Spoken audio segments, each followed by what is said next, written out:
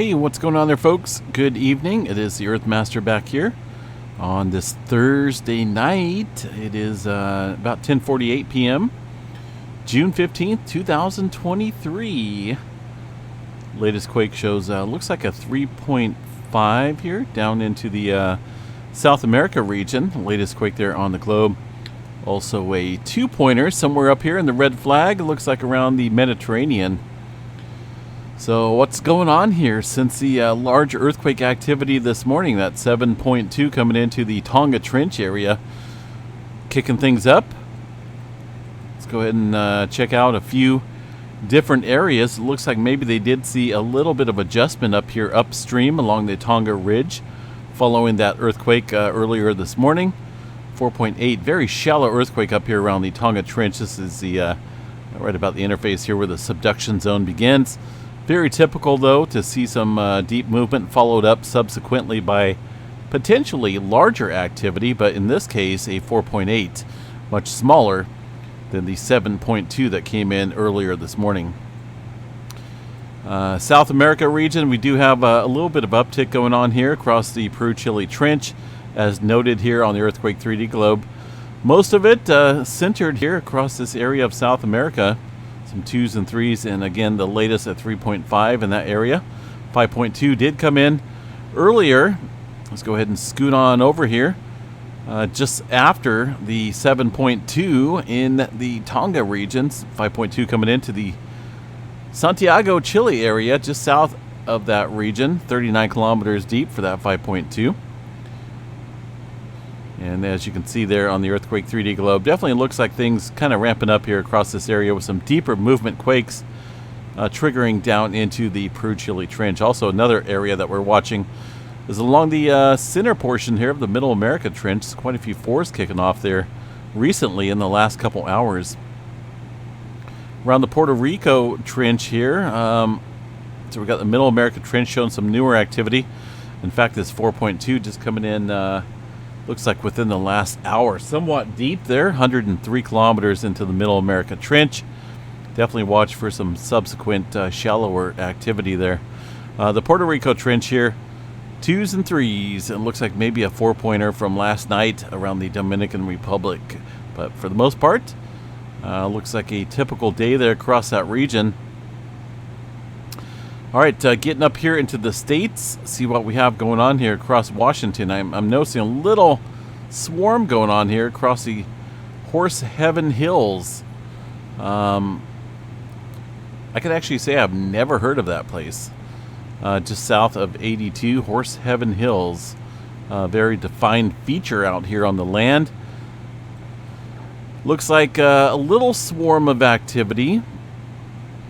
Although most of this, it looks like it was just after midnight last night. The largest in the sequence, a 2.2. Not for certain about the activity out there we've seen historically. I don't think we've seen too much activity out there in this portion of Washington. But things will obviously kick up in zones that may not have seen earthquake activity in a while when stress is built up out here along the plate boundary. One earthquake outside of Mount Rainier, 0.4. I was going to say a 1.4, but that's a 0.4, even smaller. Oregon looks fairly quiet. Northern California here got a little bit of activity from this morning time period. Right about the time that the 7.2 was kicking off, we've seen a little earthquake activity building up here. But since that 7.2 kicked off there in Tonga, things look like they may have slowed down here along the west coast.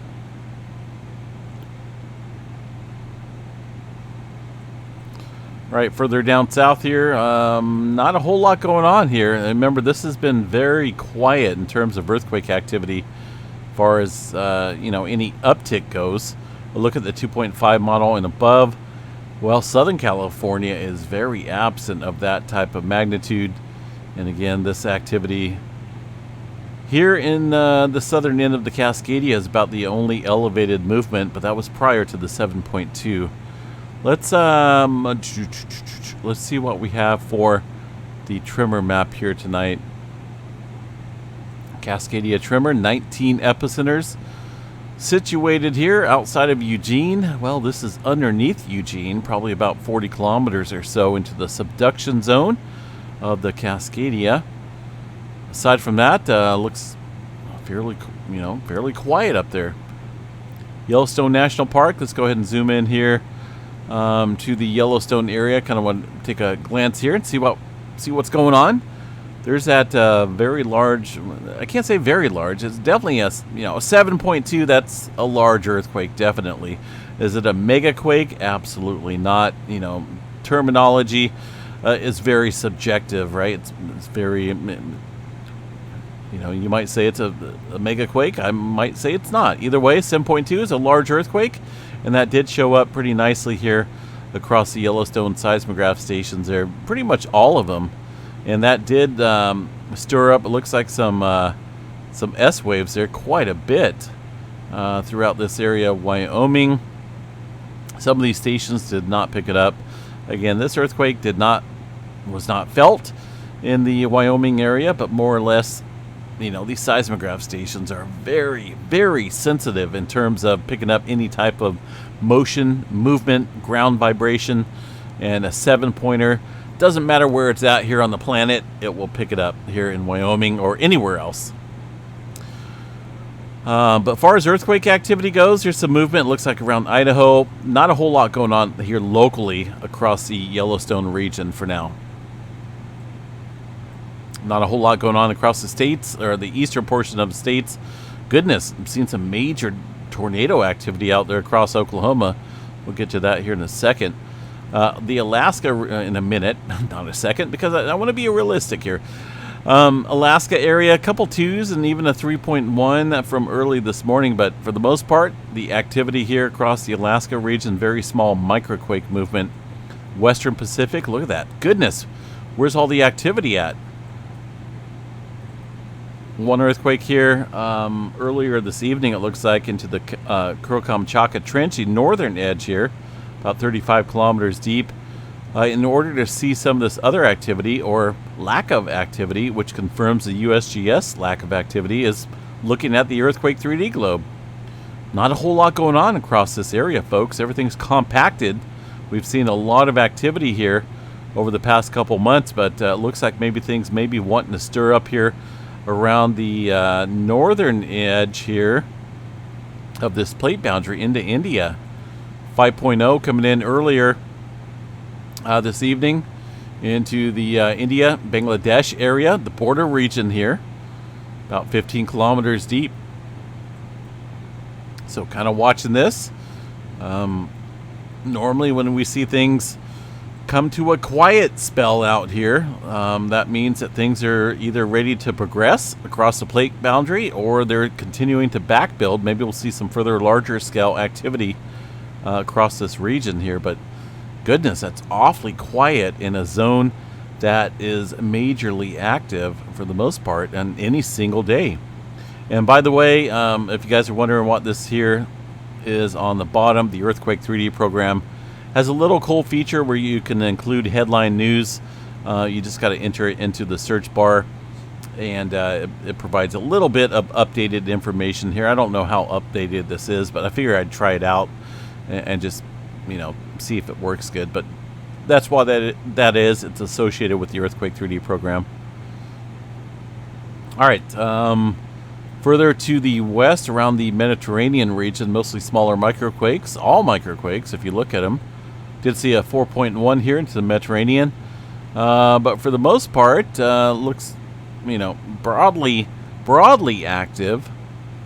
But no major movement going on there currently. A little bit of movement here across the this little rift zone. Let's see here. I always tend to skip over this area near the Gulf of Aden area. Aden, south of Yemen, north of Somalia. That one coming in early this morning. It looks like about 8 o'clock or so. Rift zone, the divergent boundary out here in the West Sheba Ridge area. A little bit of movement up north as well into Iran. Looks like that earthquake of 4.2 coming in, about 15 kilometers deep. As far as far as looking at elevated activity, I think it's safe to say that most of the movement right now appears to be back building here across the South America region and the Middle America Trench, with things fairly locked over here. This activity will continue until we see some further adjustment westward here across the Western Pacific Plate or adjacent plates here around the Java Trench. New Zealand area, let's see what's going on here. New Zealand GeoNet servers here. 3.25 hours ago. I'm still watching this area, obviously, folks. It's in the zone that has not seen a lot of activity at all. And areas north and south of this region of New Zealand along the plate boundary has been very active in terms of large-scale movement. So I think it's definitely noteworthy to keep an eye on New Zealand area for some larger scale movement. 3.9 55 minutes ago. It's always moving, right? There's always 2s and 3s and maybe occasional 4, but I'm talking about a little bit larger scale activity, something that will make up for the movement that's been taking place around here, around this area. So this is a very awesome signature that we've seen here early this morning that triggered all of these seismograph stations here across New Zealand. That's at 7.2 up into the Tonga Trench area. Very prominent feature. Now, I'm not for sure across this seismograph station. Obviously, what looks like maybe some S waves being picked up or triggered onto this seismograph station here at this Manakoa Point area, looks like. But for the most part, that was one single earthquake, the 7.2, and all of these stations out here picked it up very, very nicely here across New Zealand. Again, this was earlier this morning, well north of the New Zealand area into the Tonga Trench. So have we seen anything stirred up? Doesn't look like it far as earthquake activity goes. Generally smaller movement. Looks like a 3-pointer here across North Island, as noted on the earthquake 3D map just a minute ago. But for the most part, it's relatively stable for now. Not seeing any major swarm, any uptick in earthquake activity across New Zealand, but we'll continue to watch that because it does sit, folks. It definitely does sit in that zone of quietness, so to speak. This is the last 30 days, magnitude 4.5 and above, and I'm sure there's been smaller quakes, but we've seen some massive adjustment up here across the Solomon Islands.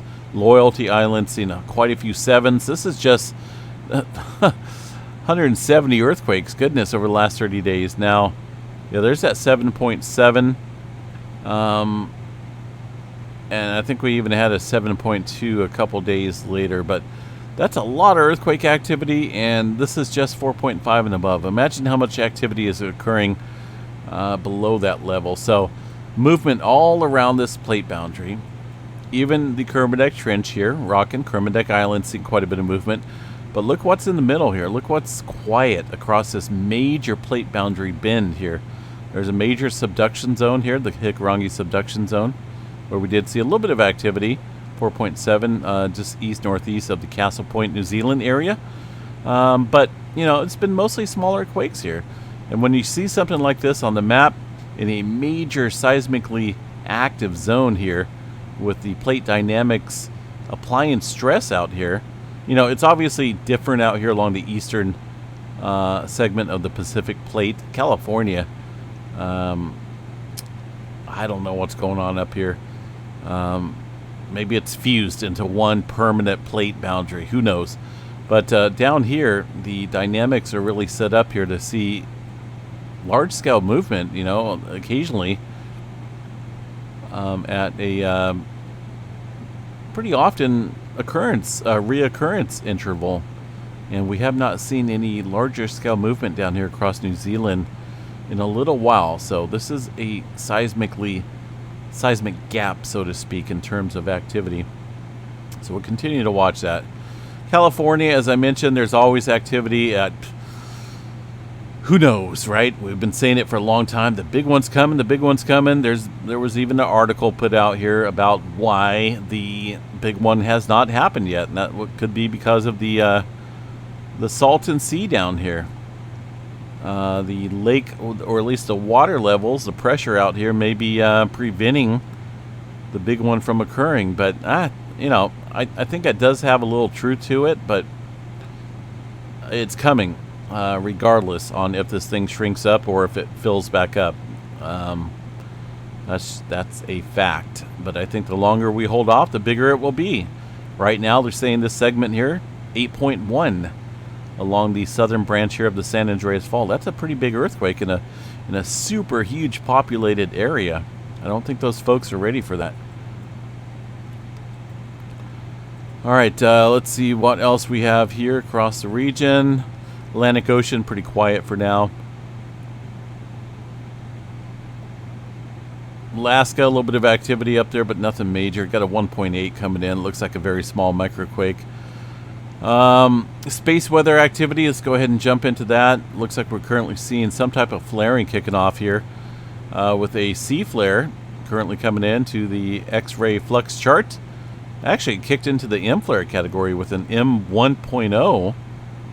There it is. That's the maximum level observed.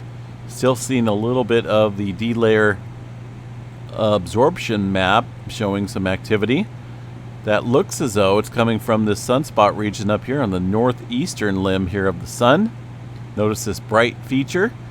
Kind of toning down a little bit, tapering off, but that's I'm guessing that's where it came from.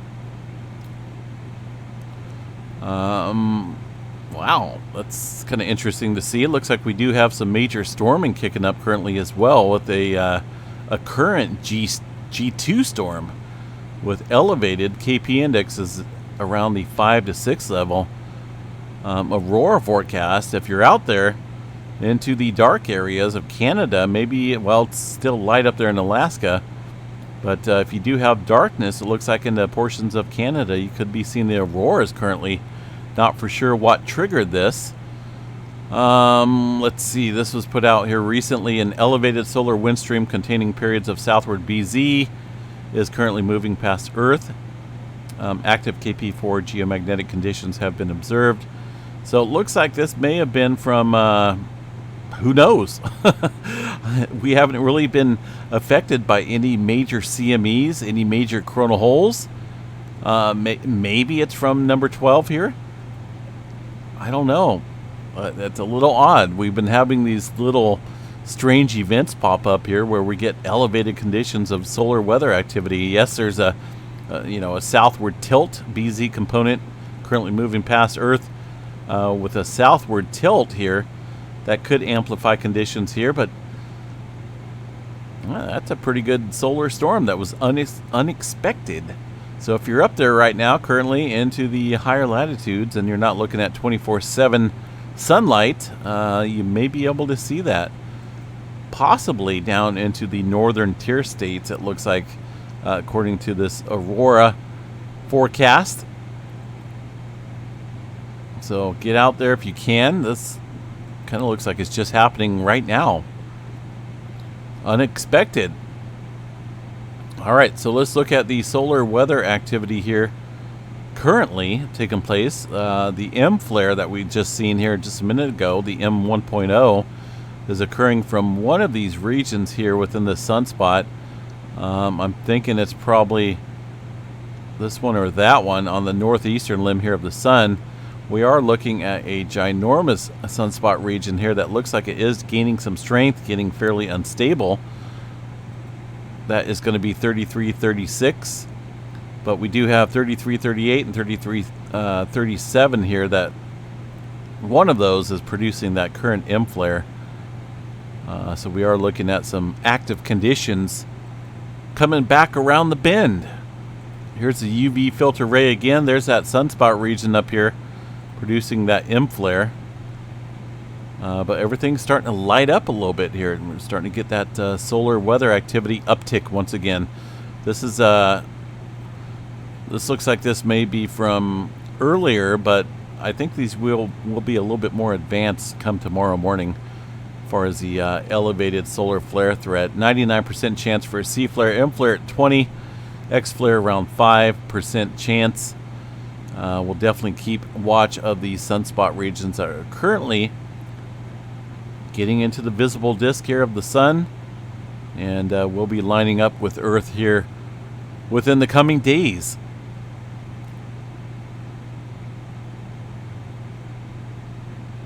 But that's crazy. Just a storm out of the blue. All right, let's see what else we got here. Weather activity. Goodness, I seen Oklahoma is kicking up what they're known for, as far as what they're famous for. I know they have good food. They got a lot of good stuff they're famous for, but also Tornado Alley is what they're famous for, and they had some pretty strong tornadoes going across the area of Oklahoma today. This is still the current threat level. And it looks like tomorrow things calm down slightly, settling out to here with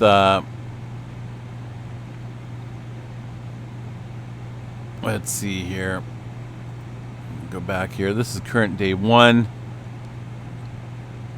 Well, got to remember it's midnight over there, so this is probably going to be for tomorrow, Friday. Most of the activity looks like it's shifting east, a little bit north as well, with some 2% chance for tornado probability. Nothing like what we've seen today, but I heard areas around Lawton, Oklahoma, and just outside of Ardmore, I think, seen some tornado activity. Goodness, it's June, right? Middle of June. It's definitely a very interesting year and pattern as far as storm development goes. And also out here on the West Coast, I can contest to that as well. It's been awfully crazy. We did hit 100 degrees here today in Northern California, but that's technically literally our first 100-degree day, and we've hit 100 degrees and higher back in May. So we're starting off slow for the summer so far, and I think the Weather Center or Weather Channel maybe had forecasted that, so it looks like that's ringing true. But these up and down patterns here across the West Coast are very interesting here. As far as the cooler weather and the showers and stuff like that goes. So I'm going to bring up the symbol, the GEPS. Here's our high pressure system right now that's kind of cooking us along the West Coast. That's not going to last long, though, and I'm happy to say that we have some much cooler weather coming up around Monday and Tuesday. Starts on Sunday, but Monday and Tuesday time frame, we're getting the brunt of the system with temperatures here along the West Coast dipping back down into the 70s in June. That's almost unheard of here in the Sacramento Valley where I live. It should easily be 90 or greater, and we've hit 110 before by this time, or at least this time in years past. So this is a little strange to see, but I'm not complaining. I do appreciate it. I'm very thankful for the cooler weather. And that will last, it looks like, for a good portion of next week. I don't see any dominant ridging setting in here along the West Coast as we enter into the 1st of July. Looks like a little bit into the Pacific Northwest, but as far as that ridging goes. But, California, that's this is awesome to see in the middle of June. I need to take a screenshot of that because we don't see that too often. All right, let's see, what else is there, folks? What else is there to chat about? Congrats there to the 2 winners that won earlier. I got one winner that notified me via email. I'm still waiting on one more. So if you're a member here on this channel and you're uncertain on if you won or not, go check out the member drawing video that we posted earlier today with me and Missy Mimi's. Go check it out, folks. Let's see. As far as Hawaii activity goes, let's go ahead and check out the Kilauea volcano. Currently erupting. Eruptive activity is confined to the crater within the summit caldera.